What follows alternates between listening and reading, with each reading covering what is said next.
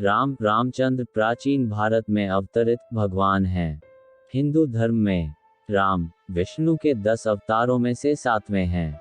रामायण नामक ग्रंथ में भगवान राम के विषय में पूर्ण जानकारी दी गई है।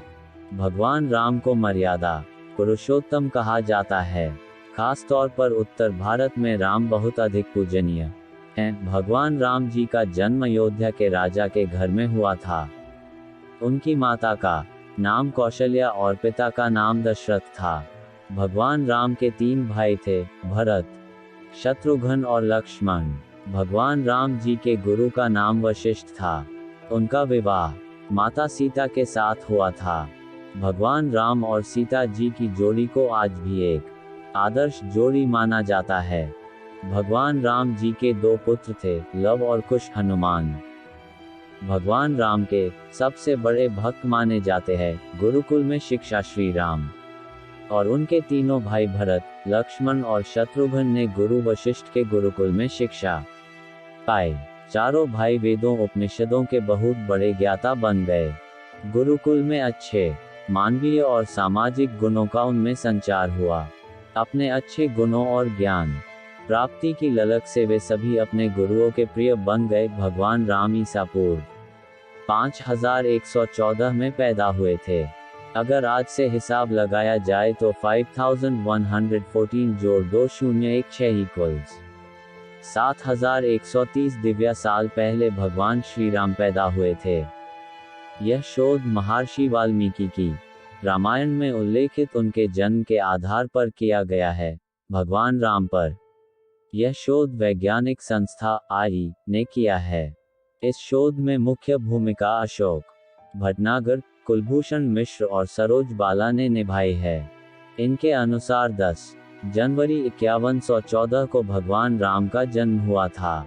हालांकि कुछ शोधकर्ता मानते हैं कि भगवान राम का जन्म 7323 ईसा पूर्व हुआ था। हिंदू मान्यता के अनुसार विष्णु जी ने राम अवतार अन्यायी एवं दुष्ट राक्षस राजा रावण को खत्म करने के लिए लिया था। श्री राम अवतार में विष्णु जी ने विश्वपुत्र, भाई, पति और मित्र के गुणों को सामने रखा। श्री राम जी ने अपने पिता के कहने पर 14 वर्ष का वनवास काटा तथा अपनी मित्रता का संदेश देते हुए बाली की हत्या कर सुग्रीव का राजपाट उसे वापस दिलाया।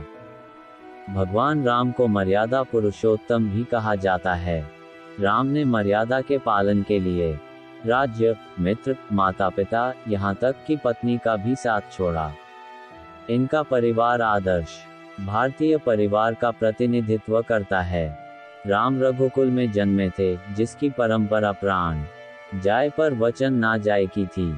पिता दशरथ ने सौतेली माता कैकेयी को वचन दिया था उसकी 2 इच्छा वर पूरे करने का। कैकेयी ने इन वर के रूप में अपने पुत्र भरत को अयोध्या का राजा और राम के लिए 14 वर्ष का वनवास मांगा।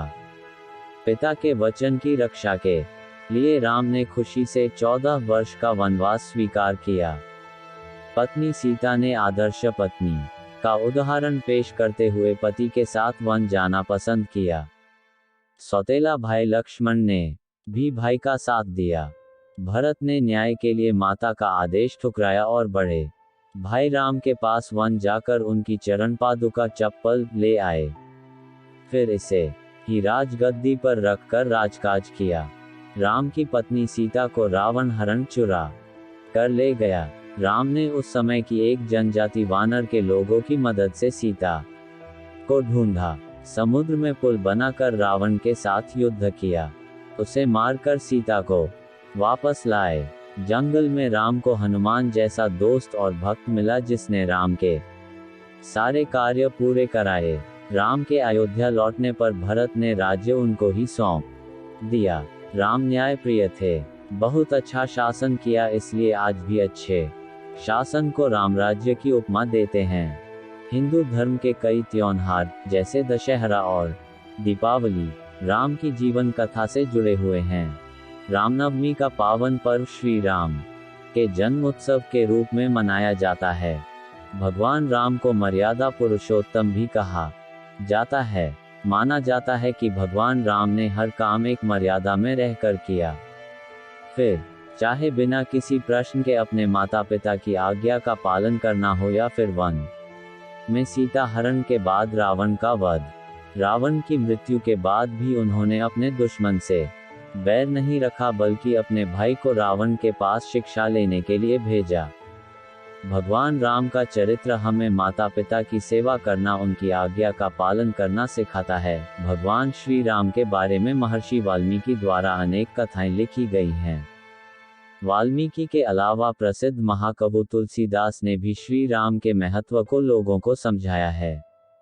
भगवान राम ने कई ऐसे महान कार्य किए हैं जिसने हिंदू धर्म को एक गौरवमयी इतिहास प्रदान किया है।